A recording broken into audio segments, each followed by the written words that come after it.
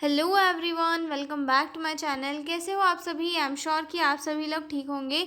तो चलिए हम लोग आज का वीडियो स्टार्ट करते हैं। इस वीडियो में हम लोग जो है definition of organisation and the theories of organisation वाला जो वीडियो है या जो क्वेश्चन है उसे डिस्कस करेंगे और बहुत ही सिंपल और इजी लैंग्वेज में मैं आपको समझाने वाली हूँ। तो चलिए स्टार्ट करते हैं। और हाँ, अगर आपको इसके पीडीएफ नोट्स चाहिए हो तो डिस्क्रिप्शन में मेरा मेल दिया हुआ है, आप उस पर कॉन्टैक्ट करके पीडीएफ नोट्स ले सकते हो। तो चलिए हम स्टार्ट करते हैं डेफिनेशन ऑफ ऑर्गेनाइजेशन। पहले तो ये समझते हैं कि ये वर्ड है क्या। ठीक है, ऑर्गेनाइजेशन यानी कि एक ऐसी प्रोसेस जहाँ पे बहुत सारे लोगों को साथ लेकर काम किया जा रहा है किसी भी एक पर्टिकुलर गोल को अचीव करने के लिए। ठीक है, अब जैसे कि मान लो कुछ एग्जांपल्स ले ले, कोई होटल ले लो, कोई हॉस्पिटल ले लो, कोई रेलवे स्टेशन ले लो। ठीक है, अब ये क्या है, ये सारी ऑर्गेनाइजेशन है। ठीक है, होटल क्या है? होटल एक ऐसी प्लेस है जहाँ पर मतलब लोग दूर दूर से आके वहाँ पर स्टे करते हैं और अपना काम करके चले जाते हैं। यानी कि स्टे करके वहाँ पर अगर उन्हें नए शहर में किसी शेल्टर नहीं मिलता है उन्हें, तो वो वहाँ पर रुकते हैं और वहाँ पर रुकने के बाद में ये जो है जब उनका काम हो जाता है तो वो चले जाते हैं। तो और होटल में अब न कोई नए लोग आ रहे हैं तो नए लोगों को रुकने के लिए उनके जो भी जो भी नेसेसरी नीड्स हैं उन्हें कंप्लीट करने के लिए क्या होता है, वहाँ का स्टाफ होता है, चाहे फिर वो वेटर हो, वहाँ का होटल मैनेजर हो या फिर होटल में जो भी लोग हो, वो सब क्या है एक होटल जैसी एक ऑर्गेनाइजेशन चलाते हैं और वहाँ पे अलग अलग इंसान के ऊपर अलग अलग रिस्पॉन्सिबिलिटीज़ होती है। ठीक है, वैसे ही अगर हम हॉस्पिटल देख लें तो हॉस्पिटल या किसी भी इंस्टीट्यूट में क्या होता है कि लोगों को उनकी ड्यूटीज़ दी जाती है अकॉर्डिंग टू देयर क्वालिफिकेशन, ताकि जो है वो अलग अलग सिस्टम को अच्छे से चला सके और जो एक मेजर गोल है उसे अचीव कर सके। जैसे कि हॉस्पिटल का एक गोल क्या होता है कि पेशेंट्स को एक क्वालिटी ऑफ केयर प्रोवाइड कराना और उनकी जो भी तकलीफ़ है, जो भी दिक्कतें हैं उन्हें दूर करना। ठीक है, तो हॉस्पिटल में क्या होता है कि अलग अलग टाइप के वर्कर को अलग अलग रिस्पॉन्सिबिलिटी दी जाती है और एक स्ट्रक्चर के थ्रू सभी लोग काम करते हैं और अपना गोल कंप्लीट करने की कोशिश करते हैं। जैसे कि एक नर्सिंग सुपरिटेंडेंट हो गया, डिप्टी नर्सिंग सुपरिटेंडेंट हो गया, वार्ड नर्स हो गई, स्टाफ नर्स हो गई, नर्सिंग स्टूडेंट हो गए। ये क्या होते हैं, एक स्ट्रक्चर के अकॉर्डिंग दूसरे से जुड़े हुए होते हैं और जो हायर अथॉरिटी होता है वो लोअर अथॉरिटी को क्या करता है, उनके काम समझाता है और उन्हें वर्क डिस्ट्रीब्यूशन करता है। ठीक है, समझ में आ गया कि ऑर्गेनाइजेशन क्या होती है। अब हम डेफिनेशन देखेंगे इसकी। Organization means arranging people, work and resources in a proper structure so that the goal of hospital or institution can be achieved effectively. Organization क्या है, एक ऐसी प्रोसेस है जहाँ पर लोगों को अरेंज किया जाता है, उन्हें उनका वर्क प्रोवाइड किया जाता है और रिसोर्सेज भी, ताकि जो है एक प्रॉपर स्ट्रक्चर मैनेज हो सके या फिर एक प्रॉपर स्ट्रक्चर में लोगों को उनके वर्क क्या किए जाते हैं, दिए जाते हैं, ताकि जो एक कॉमन गोल होता है उसे अचीव किया जा सके इफ़ेक्टिवली। चाहे अब वो गोल जो है हॉस्पिटल का हो सकता है या किसी भी इंस्टीट्यूट का हो सकता है। मतलब कि जैसे मैंने एक होटल का एग्जांपल दे बताया कि वहाँ पे आने जाने वाले मेहमानों को एक कंफर्टेबल सुविधाएं प्रोवाइड कराना किसका काम है, होटल का काम है। हॉस्पिटल का काम क्या है, जो पेशेंट आ रहे हैं उनको effective quality of care provide कराना जिससे कि वो सेटिस्फाइड हो और उन्हें जो है डिसीज़ से रिलीफ मिल सके। ठीक है, तो ये दोनों गोल दोनों चीज़ों के हो गए। तो अब इस गोल को अचीव करने के लिए अलग अलग लोगों की टीम काम करेगी, अलग अलग लोगों की टीम एक स्ट्रक्चर में काम करेगी और उस स्ट्रक्चर को में काम करने की प्रोसेस को क्या कहा जाता है, ऑर्गेनाइजेशन कहा जाता है। ठीक है, एक और डेफिनेशन है यहाँ पे लुइस ए एलन के अकॉर्डिंग। इनके अकॉर्डिंग डेफिनेशन कह रही है कि organisation is a process of the identifying and grouping work, assigning responsibility and authority and establishing relationship so that people can work together effectively.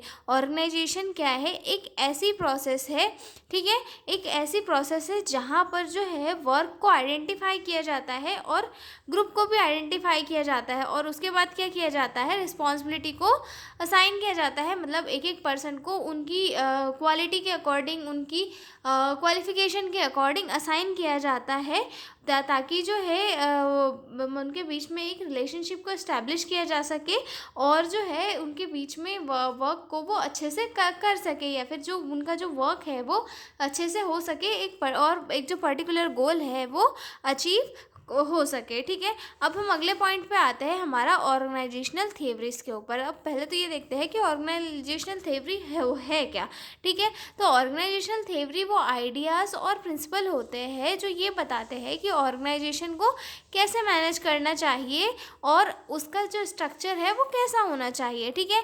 Different thinker ने अलग अलग theories दी है जिसे हम समझ नहीं सकते, जिससे हम समझ सकते ही जिससे हम समझ सकते हैं कि ऑर्गेनाइजेशन को इफ़ेक्टिव कैसे बनाया जाता है। मतलब ये जो थ्योरीज है ये हमें बताती है कि कोई भी ऑर्गेनाइजेशन जो है वो बेहतर कैसे हो सकती है, ठीक है।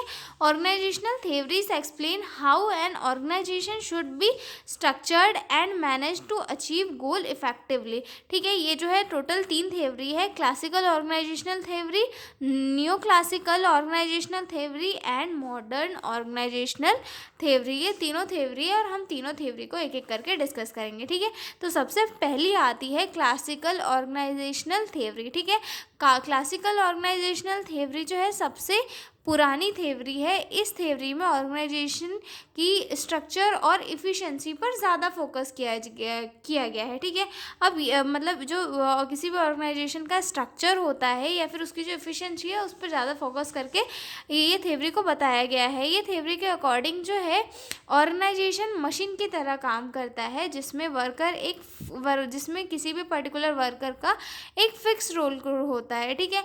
मतलब कि ये थ्योरी कहती है कि ऑर्गेनाइजेशन है वो एक मशीन है और यहाँ पर हर एक जो बंदा काम कर रहा है वो मशीन का एक पार्ट है और उस पार्ट को अपना जो काम है वो फिक्स तरीके से करना है। इसका एग्जांपल भी मैं आपको बताऊंगी, ठीक है। तो क्लासिकल ऑर्गेनाइजेशनल थ्योरी क्या है? क्लासिकल ऑर्गेनाइजेशन जो है सबसे ओल्ड थ्योरी है जिसका मेन फोकस क्या है? Formal structure, rules and efficiency of work, जिसमें जो है किस पे फोकस किया गया है? Rules and efficiency of work पर फोकस किया है, ठीक है। अब इसमें जो है मेन कंट्रीब्यूट किसने किया था, मतलब इसके जो मेन कंट्रीब्यूटर्स थे वो कौन थे? फ्रेडरिक विंस्लो टेलर और उसके बाद Henry foil and max weber जो है, तीनों ने ये जो थ्योरी है इसमें कंट्रीब्यूट किया था। अब इस थ्योरी के मेन पॉइंट्स कौन कौन से हैं, ठीक है।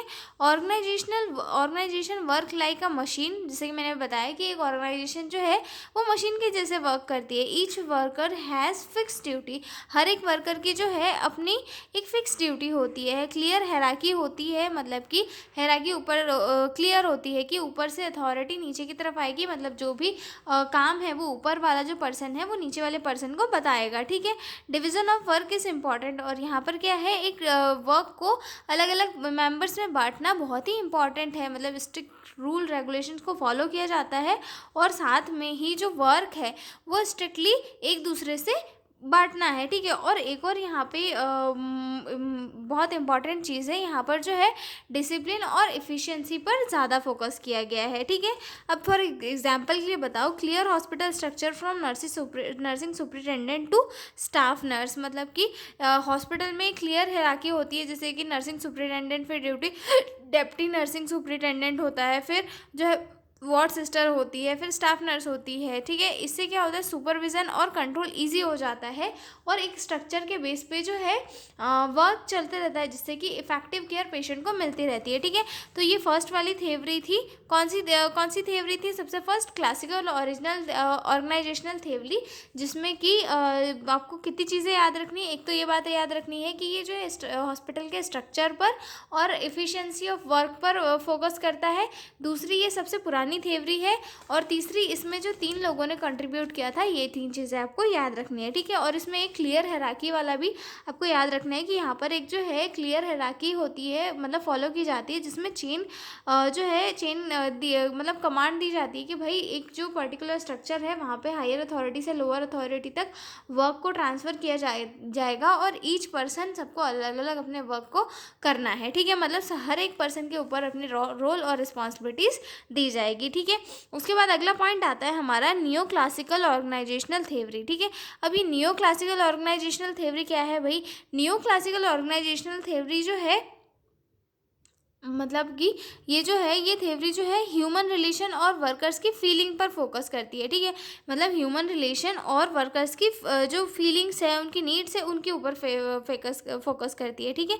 ये जो है क्यों डेवलप हुई, ये जो न्यू क्लासिकल थ्योरी है, ये जो क्लासिकल ऑर्गेनाइजेशनल थ्योरी थी उसकी लिमिटेशंस को दिखाने के लिए, शो करने के लिए जो न्यू क्लासिकल ऑर्गेनाइजेशनल थ्योरी है वो डेवलप हुई, ठीक है। इस थ्योरी में जो है ह्यूमन रिलेशन और वर्कर की नीड्स से रिलेटेड चीज़ों को सामने लाया गया, ठीक है। इस थ्योरी में जो है मेन कंट्रीब्यूटर किसका किसका है, ठीक है, एल्टन मायो का है एक तो, और इनके जो आइडियाज़ है किसके स्टडी पर बेस्ड थे, हाउथवर्न स्टडीज़ पर इनके जो आइडियाज़ है वो बेस्ड थे, ठीक है। मतलब इनकी जो स्टडीज़ थी, इनसे अब ये पता चला कि वर्कर की परफॉर्मेंस सिर्फ सैलरी और रूल से नहीं होती, बल्कि मोटिवेशन और सोशल इन्वायरमेंट भी अफेक्ट करता है। मतलब कि जो इफ़ेक्टिव वर्क जो हम वर्कर से चाह रहे हैं, या फिर जो किसी भी हम बोल सकते हैं किसी भी ऑर्गेनाइजेशन में अगर हमें कोई इफ़ेक्टिव वर्क या फिर क्वालिटी ऑफ केयर चाहिए हॉस्पिटल में, तो वहाँ पे जो है इन्वायरमेंट का भी कंट्रीब्यूट रहता है, मोटिवेशन का भी कंट्रीब्यूट रहता है, क्योंकि उसके थ्रू ही जो वर्कर्स है वो काम कर सकते हैं, ठीक है।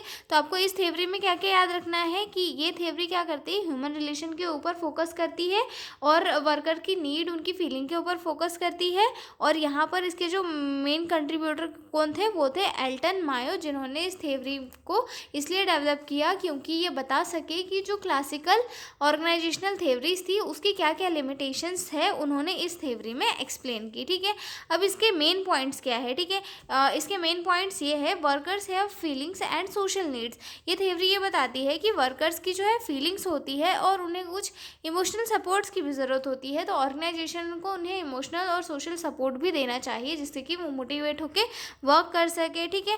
Good communication improves work. और जो है ये थ्योरी बोलती है कि अगर वर्कर्स के बीच में कम्युनिकेशन अच्छा रहेगा तो जो है वर्कर्स अच्छे से काम करेंगे। Team work is important is an organisation. और ये थ्योरी कहती है कि अगर वर्कर्स के बीच में कोऑर्डिनेशन अच्छा रहेगा, टीम वर्क अच्छा रहेगा, तो जो है एक मतलब किसी भी ऑर्गेनाइजेशन में वर्क एफिशिएंटली चलता रहेगा, मतलब एक इफ़ेक्टिव तरीके से चलता रहेगा, और कोई भी वहाँ पर कॉन्फ्लिक्ट जो वर्कर्स काम कर रहे हैं उनके बीच में क्रिएट नहीं होगा, ठीक है। Motivation increases productivity. और जो जो कैंडिडेट्स है या फिर जो वर्कर है किसी भी ऑर्गेनाइजेशन में, अगर वो मोटिवेटेड रहे तो जो है वर्क की प्रोडक्टिविटी बढ़ेगी और वो और अच्छे तरीके से वर्क करेंगे, ठीक है। उसके बाद अगला पॉइंट आता है, informal group exist in organisation. और जो है हर एक ग्रुप में, हर एक मतलब इंस्टीट्यूट या फिर हर एक जो भी हमारा मान लो कोई भी ऑर्गेनाइजेशन है, तो वहाँ पर एक इनफॉर्मल ग्रुप होता है, तो जिसके ऊपर भी ध्यान देना बहुत ही ज़रूरी है, ठीक है। ये हो गई हमारी neo classical organisational theory. Neo classical organisation theory का एग्जांपल देखो, जैसे कि encouraging team work among nurses and giving emotional support to the staff. मतलब ये थ्योरी कहती है कि तुम्हें जो है टीम वर्क को इनकरेज करना है और अपने स्टाफ को जो है इमोशनल सपोर्ट भी देना है, जिससे कि वो क्या करेंगे, मोटिवेटेड होकर वर्क अच्छे से करेंगे, ठीक है। तो हमारी दो थ्योरी हो गई। पहली थ्योरी क्या थी, क्लासिकल ऑर्गेनाइजेशनल थ्योरी थी, जो स्ट्रक्चर और वर्क की इफिशियंसी के ऊपर वर्क कर रही थी। दूसरी कौन सी होगी, new classical organisational theory. New classical organisational theory क्यों डेवलप की गई, जो पहली वाली क्लासिकल ऑर्गेनाइजेशनल थ्योरी थी उसकी जो कमियां हैं उसे दिखाने के लिए डेवलप की गई थी, समझ में आया। और मतलब इसमें क्या किया था कि जो वर्कर्स होते हैं उनकी फीलिंग्स को जो है, और हम बोल सकते हैं उनकी फीलिंग्स और उनके वर्क को अच्छे से दर्शाया गया था, ठीक है। अब ये जो थर्ड पॉइंट आता है, modern organisational theory. Modern organisational theory क्या कहती है, मॉडर्न ऑर्गेनाइजेशनल थ्योरी क्या कहती है कि ऑर्गेनाइजेशन एक ओपन सिस्टम होता है जो इन्वायरमेंट से इंटरेक्ट करता है, ठीक है। अब इसका मतलब क्या है कि जो ऑर्गेनाइजेशन होती है वो चेंजेस, मतलब जैसे जैसे सोसाइटी में चेंजेस आते हैं वैसे वैसे ऑर्गेनाइजेशन चेंजेस को एक्सेप्ट करती रहती है, कोई भी ऑर्गेनाइजेशन थी, ठीक है। This theory views organisation is an open changing system. एक ओपन चेंजिंग सिस्टम होता है एक ऑर्गेनाइजेशन, जहाँ पर इन्वायरमेंट में जैसे जैसे चेंजेस आता है वैसे वैसे ये भी बदलती जाती है, ठीक है।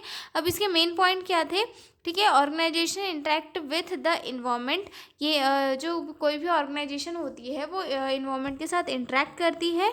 Department depends on each other, हर एक डिपार्टमेंट किसी भी ऑर्गेनाइजेशन का एक दूसरे पर डिपेंड करता है। जैसे कि हम लोग देख लो कि हाँ, एक कोई मान लो आईसीयू ही है तो आईसीयू काय पे डिपेंड करेगा, लैब पे भी डिपेंड करेगा, जनरल वार्ड पे भी करेगा, हर एक वार्ड पे भी करेगा। जैसे कि अब आईसीयू में कोई रिपोर्ट ही चाहिए तो वो कहाँ से आएगी, पैथोलॉजी लैब से ही तो आएगी, तो वो डिपार्टमेंट भी वहाँ पे जो है काफ़ी इंपॉर्टेंट होता है। Team work and coordination are important, ठीक है, और टीम वर्क और कोऑर्डिनेशन बहुत ही इंपॉर्टेंट होता है, ठीक है। Flexibility and adaptation to change are needed, ठीक है। और जो भी ऑर्गेनाइजेशन होता है ऑर्गेनाइजेशन के अंदर फ्लेक्सिबिलिटी और अडेप्टेशन होना चाहिए, ताकि वो जो इन्वायरमेंट है इन्वायरमेंट के अकॉर्डिंग अपने आप को चेंज कर सके, ठीक है। Use of technology improves health care services, और जो यूज़ है टेक्नोलॉजी का उसके थ्रू क्या होता है, जो हेल्थ केयर सर्विसेज है उन्हें भी इम्प्रूव होने का मौका मिलता है। For example multi disciplinary health team and modern hospital management system. Okay, तो ये हमारी 3 थ्योरी थी। सबसे पहले तो classical organisational theory, new classical organisational theory and third आता है मॉडर्न ऑर्गेनाइजेशनल थ्योरी। 3 थ्योरी थी और तीनों थ्योरी को हम लोगों ने बहुत ही सिंपल और इजी लैंग्वेज में डिस्कस कर लिया है। अब हम मिलेंगे अगले वीडियो में एक नए क्वेश्चन के साथ। और हाँ, अगर आपको पीडीएफ नोट्स की रिक्वायरमेंट हो तो डिस्क्रिप्शन में मेरा मेल दिया हुआ है, आप उस पर कॉन्टैक्ट करके पीडीएफ नोट्स ले सकते हो। तो मिलते हैं अगले वीडियो में, तब तक के लिए बाय बाय।